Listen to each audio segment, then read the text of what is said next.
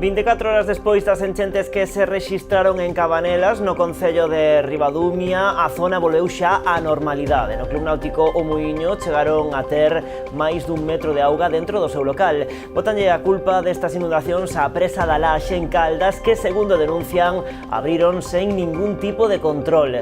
Piden responsabilidades e din que os sistemas de prevención non están a funcionar do mesmo xeito que aconteceu en Valencia.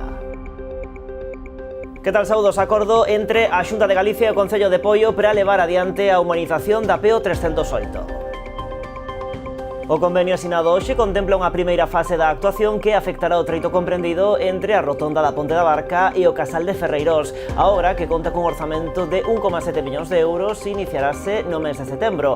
O acordo contempla tamén o traspaso da estrada, que pasará a ser de titularidade municipal.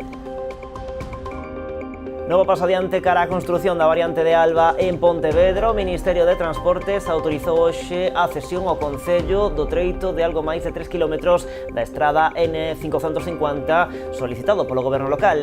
Esta decisión facilitará a conexión desta estrada coa nova variante. Ribeira dá o primeiro paso para recuperar a titularidade do edificio da Unidade de Condutas Aditivas. O Pleno aprobou por unanimidade solicitar á Seguridade Social a cesión do seu uso durante 30 anos. Hoxe nas novas tamén falaremos dunha carreira solidaria a favor do Clube de Remo da Pobra. Trátase dunha iniciativa impulsada dende a Escola de Boxeo El Canario e o Club de Natación. Organizan pro 2 de febreiro unha carreira e unha andaina para recaudar fondos para a entidade pobrense logo do incendio que destruiu as súas instalacións. A inscripción ten un prezo de 5 euros. Asuntos que imos tratar agora mesmiño en canto comecen as novas do día en Canal Rías Baixas.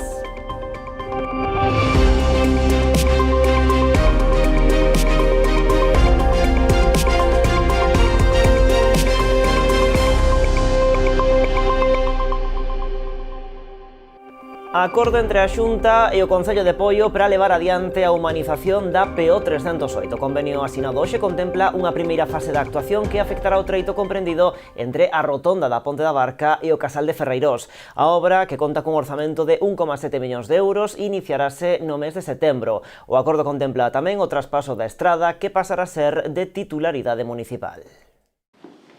A Xunta e o Concello de Poio colaborarán para levar adiante a humanización da PO 308. A actuación comezará cunha primeira fase que abrangue dende a rotonda da Barca ata o Casal de Ferreirós. Este entronque que hai, esta saída da cidade de Pontevedra, este principio do Concello de Poio, a entrada do Salnés e a chegada de moitos coches do Salnés, no Brao, que vos vou a contar, o tráfico que hai aquí, 16.000, 17.000, 20.000, haberá moitos días. É unha vía de entrada de vehículos, pero iso non quere decir, ni moito menos, que as persoas que viven, que vivides aquí, 8.000 máis ou menos, me decía o alcalde, non teñades todo o dereito do mundo, pois esa o máis humanizado posible. Neste treito reordenarase o espazo público, renovarase o firme, ampliaránse as beiras rúas e elevaránse os pasos de peóns. Tamén se crearán aparcadoiros, zonas de carga e descarga e prazas para persoas con mobilidade reducida.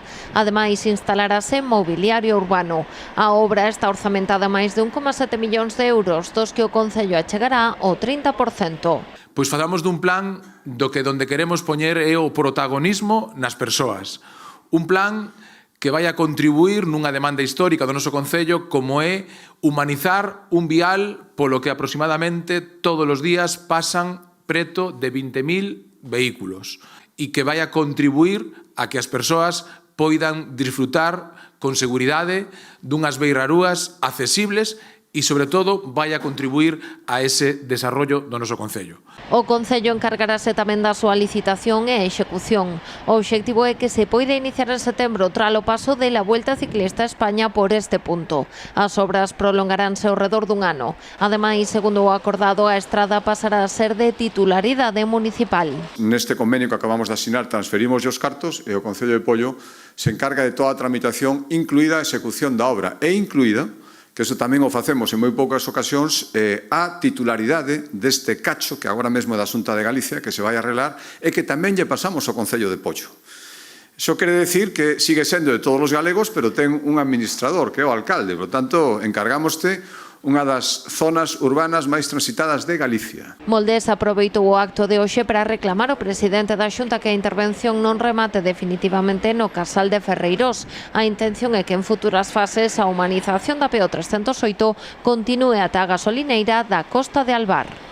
Novo paso adiante cara a construción da variante de Alba en Pontevedra. O Ministerio de Transportes autorizou hoxe a cesión ao Concello do treito de algo máis de 3 km da estrada N550 solicitado polo Goberno local. Corresponde ao comprendido entre San Caetano e o Estadio de Pasarón. Esta decisión facilitará a conexión desta estrada coa nova variante de Alba. Recordemos que a Xunta de Galicia aceptara construir este vial unindo a Nacional 550 coa PO 531 sempre que contara coa autorización do Ministerio. Ademais, a cesión inclúe tamén a Avenida de Compostela, que pasará a ser de titularidade municipal, dando cumprimento a unha demanda histórica do Goberno pontevedrés. O alcalde xa adiantara que a súa intención é actuar nesta zona, humanizándoa e calmando o tráfico. Seguimos en Pontevedra. Mango proxecta a súa expansión na Milla de Ouro da cidade. A compañía Téxtil presentou unha solicitude de consulta urbanística no Concello para unir a tenda actual que xa ten en Benito Corval con outros 5 locais máis. Son os que están situados no baixo do edificio que fai esquina coa rúa Daniel de la Sota. Dende o Goberno local confirmaron que o proxecto sería viable dende o punto de vista urbanístico. Ata 5 locais do edificio número 6 que fai esquina entre Benito Corval e Daniel de la Sota en pleno centro de Pontevedra poderían ser convertidos nunha nova tenda de Mango. A mí dá má sensación de que mentras todo o mundo estaba mirando cara a outra punta da cidade, mirando cara a Zara, outro, neste caso, Mango, se moveu e está pois tratando de ampliar a súa sede en Pontevedra. Actualmente a compañía Téxtil localízase no número 8 da Milla de Ouro pontevedresa, local do antigo Gran Garaxe. Agora presentou unha solicitude de consulta urbanística no Concello para ampliala, afectando a un soto e 5 baixos.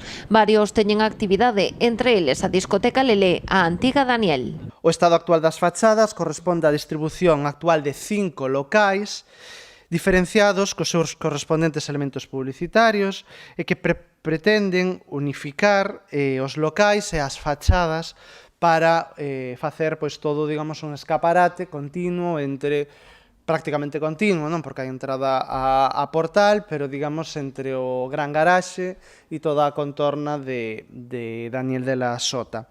Dende o Concello confirman que o proxecto é viable dende o punto de vista urbanístico. Na consulta trasladada, Mango non especifica se a súa intención é unir todos os locais, pero si sería posible facelo. A intervención consiste en unificar estes 5 locais, unificar tamén a fachada, que existe un, exceso de elementos, dándolle uniformidade ao conxunto, e tamén dotaríase dun segundo acceso pola rúa Daniel de la Sota, que tamén serviría como saída de emerxencia e acceso tanto para o staff como para o material. Mango inaugurou a súa tenda no edificio do Gran Garaxe en maio de 2017. Foi necesario un investimento de 570.000 euros para reformar o establecemento, despois do seu peche como aparcadoiro no ano 2014.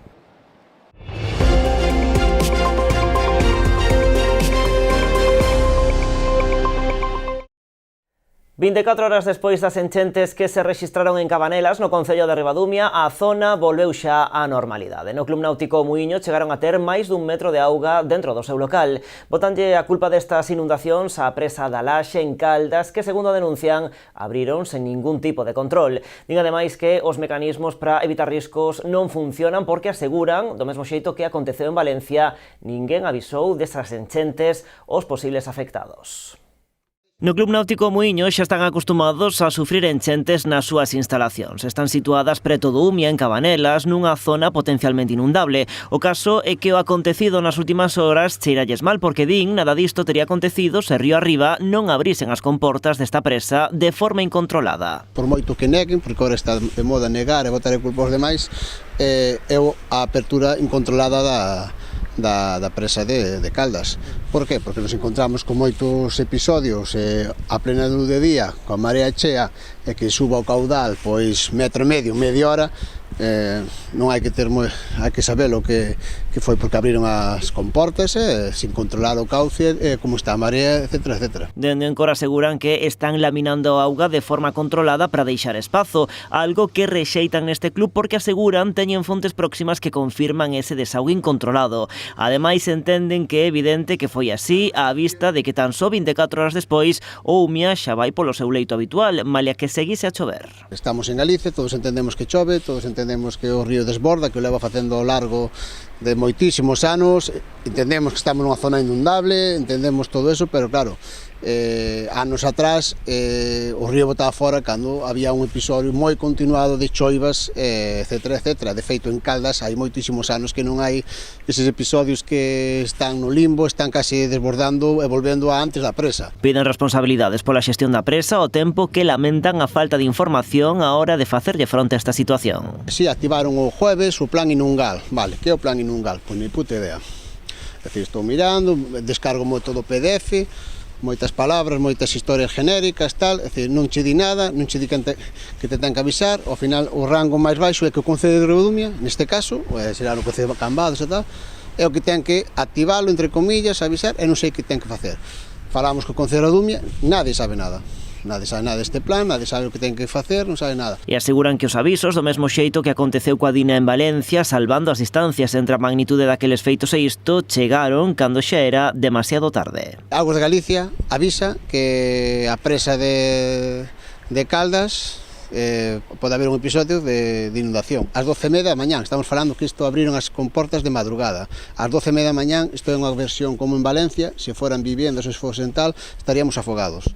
É dicir, por eso che digo que moitas veces eu creo que estes avisos tamén son en plan cubrirse as espaldas, pero estamos falando é que está pasando exactamente que Valencia avisaron cando se estaba todo desbordado. En canto aos danos que deixe este último episodio no local, a parte da limpeza que habrá que pintar agora cando pase o inverno, porque as pinturas tal, hubo varios volcos de estanterías, as piraguas que sí que estaban quedaron afundidas, algunha rachadura, así, un poquinho genérico. Que pasa? As embarcacións, unha vez que rompen, non teñen as mesmas condicións que despois cando están novas.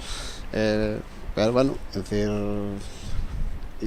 entendémolo entre comillas, é dicir, temos que asumilo e aquí nadie se fai cargo de nada. E o PP levará ao Senado os problemas de vertidos na Ribeiriña. O senador Manuel Ruiz presentará unha iniciativa a través da que lle vai solicitar ao Ministerio de Transición Ecolóxica unha solución definitiva a este problema derivado, segundo el, dunha mala execución das obras de rexeneración levadas a cabo na zona. Ruiz tamén pide que se leve a cabo un estudo que permita coñecer o estado actual do chan e se proceda á retirada dos depósitos de hidrocarburos. O PP levará tamén ao Senado a través dunha iniciativa do senador Manuel Ruiz os problemas de contaminación que afectan dende hai varias semanas a zona da Ribeiriña, na Pobra.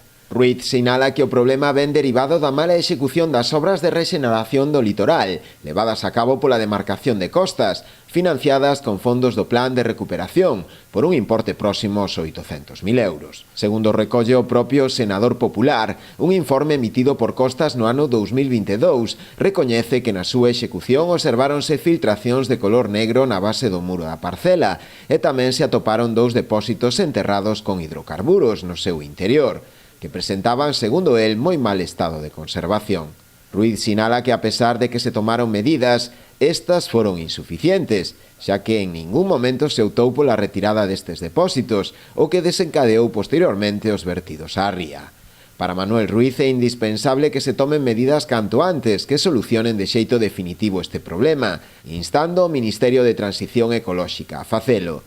Tamén lle solicita que se leve a cabo un estudo que permita coñecer o estado actual do chan e se proceda á retirada dos depósitos de hidrocarburos para evitar así a dispersión do vertido pola ría. En Ribeira están a preparar unha carreira solidaria para recadar fondos para o Club de Remo da Pobra, que, como saben, perdeu as súas instalacións nun incendio. Ampliamos logo da publicidade.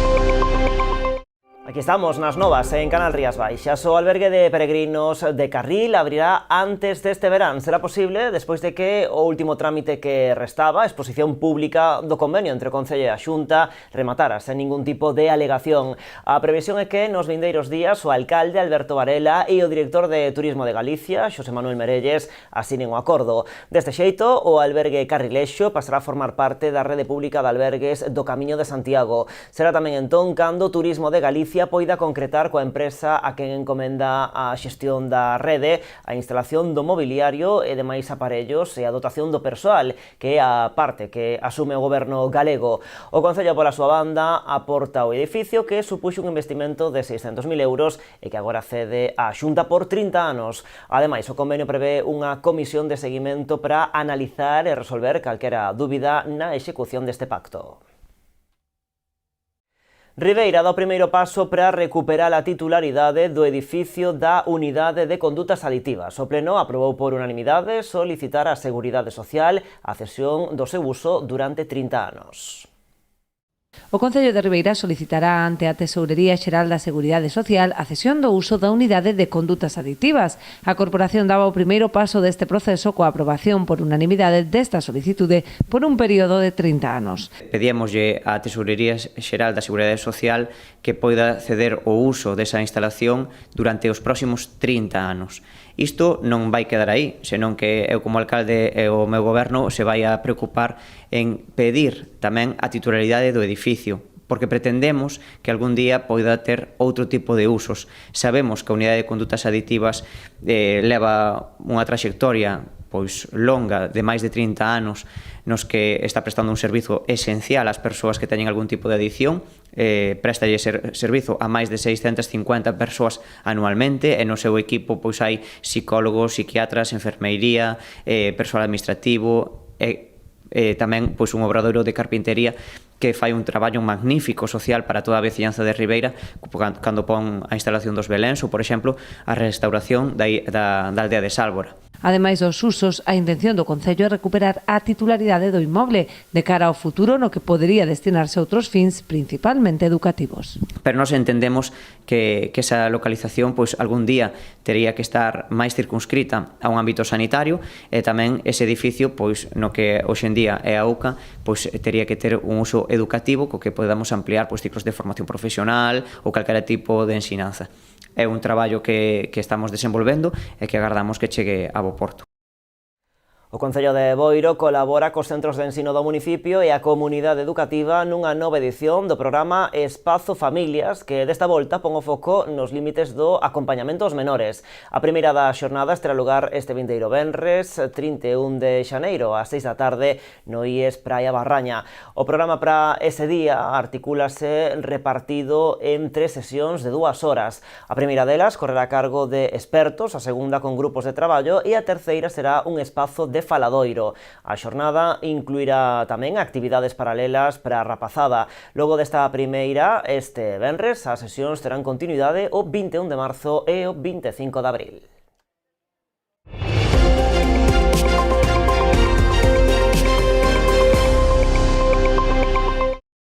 O Concello de Ribeira convoca por segundo ano a Mostra das Mulleres. Seleccionaránse un total de 30 pezas a incluir nunha exposición colectiva no Centro Cultural Lustre Rivas que se vai inaugurar no mes de marzo. Co obxectivo de reivindicar o papel das mulleres que sacrificaron a súa carreira artística por coidar da familia, como foi a ribeirense Carmina Romero, o Concello de Ribeira volve a convocar unha exposición colectiva aberta. Quixen facerlle unha homenaxe a Carmina Romero, pero en xeral a todas as mulleres que antepoñen a súa vida aos coidados dos demais, e quixen facelo tamén para pôr iso sobre a mesa e instar a unha reflexión sobre o tema. Non só as mulleres, por suposto, non a toda a sociedade. Penso que isto é un problema social e que hai que poñer sobre a mesa. As artistas interesadas poden presentar as súas obras entre o 30 de xaneiro e o 14 de febreiro no Departamento de Cultura. Seleccionaránse 30 pezas de distintas disciplinas que se exporán no Centro Cultural Lustre Rivas do 7 de marzo ao 9 de abril. Podes enviar por correo electrónico a culturafestexos@ribeira.gal ou podedes mesmo ir ao Lustres e entregar todo ali. Vale, o que se vos vai a pedir, dende este 30 de xaneiro ata o 14 de febreiro vai estar todo isto aberto, digamos, a que mandedes o material pertinente. O que se vos vai a pedir é unha fotografía da peza a expoñer, sexa pintura, sexa escultura. Vai a ser nunha resolución alta, non? Obviamente, para poder facer con isto, pois, despois esta publicación, unha resolución de 600 ppp. E, pois, tedes que aportar un título, unha autoría, pseudónimo, tamén vale, claro, e a técnica, o ano no que fixestes esa peza.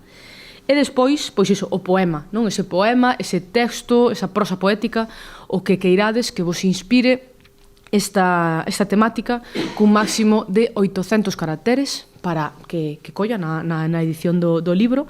E que ademais editarase unha publicación con fotografías das obras acompañadas destes textos ou reflexións das propias autoras. A organización do Festival Internacional de Arpa Vila de Noia anuncia as datas de celebración da nova convocatoria do certame que chega este ano á súa 12ª edición. Vais a desenvolver os días 30 e 31 de xullo e o 1 e 2 de agosto. O festival, que conta co apoio do Concello e a Xunta a través de Turismo de Galicia, así como da Deputación da Coruña, é unha cita referencial do calendario musical do verán para todos aqueles amantes da arpa, pois se reúne cada ano a numerosas bandas e solistas, tanto galegas como internacionais, de diferentes estilos e orixes. Imos de novo ata Ribeira. Deporte e Solidariedade volven ir da man nunha iniciativa impulsada dende a Escola de Boxeo El Canario e o Club de Natación. Trátase dunha carreira e unha andaina que buscan recadar fondos a favor do Clube de Remo da Pobra, afectado, xa saben, por ese incendio que destruiu as súas instalacións. A cita vai ser este vindeiro domingo, día 2 de febreiro. Esta mañá era presentada en Ribeira unha nova acción solidaria a favor do Club de Remo Puebla, afectado tralo incendio que destruiu por completo a súa sede social. Como sabe, despois a principios de mes a nave do Club da Pobra de Remo sufreu un incendio onde perderon todo o material. Entón estes clubes de Ribeira promoveron esta actividade para poder recaudar esos fondos e axudar ao clube do municipio veciño. A iniciativa impulsada pola Escola de Boxeo El Canario e o Club de Natación, en colaboración co Concello, terá lugar xa este vindeiro domingo 2 de febreiro e consistirá nunha carreira e nunha andaina que se desenvolverán a partir das 11 da mañá dende a Fieiteira. As carreiras son distintas distancias, hai 5.000 metros, 2.000 e despois para os máis pequeniños 500 e 100 metros. E depois temos unha carreira que son 1.000 metros que pon que é familiar, que é para poder correr a xente que non está acostumada, que quer correr cos rapaces ou así. E nada, a andaina serán 6 kilómetros máis ou menos, hasta a Pedra da Rá, e baixamos polo Parque de San Roque. E despois, ao final de todo, gracias a empresas colaboradoras de tanto de Pobra do Caramiñal como de Ribeira, faremos algúns sorteos cos dorsales da xente que participe. Dende o Club de Remo Puebla agradeceron esta mostra de solidariedade. Agradecer enormemente este xesto por parte da Escola de Boxeo e Atletismo El Canario e o Club de Natación de Ribeira, que outros clubes simpaticen con nós, que saben o que costa levar a cabo unha actividade sin ánimo de lucro. E aínda, a pesar de somos clubes de outro municipio, pois estamos encantados. A veces xa non só é o que se recaude, senón o xesto e a solidaridade de compartir unha mañá de domingo de actividade física e ao aire libre. Dende a organización animan a participar na iniciativa. O custe das inscripcións será de 5 euros a partir dos 10 anos, que poderán realizarse o propio día, dende as 9:30 da mañá ata o momento antes do inicio. E as nadadoras da Selección Española Júnior de Natación Artística concentraránse en Pontevedra. Será do 5 ao 9 de febreiro. O equipo adestrará no Complexo Deportivo Rías do Sur, onde prepararán o Campeonato de Europa de Atenas. Entre as convocadas está Daniela Suárez, do Club de Natación Artística Galaico Pontevedra.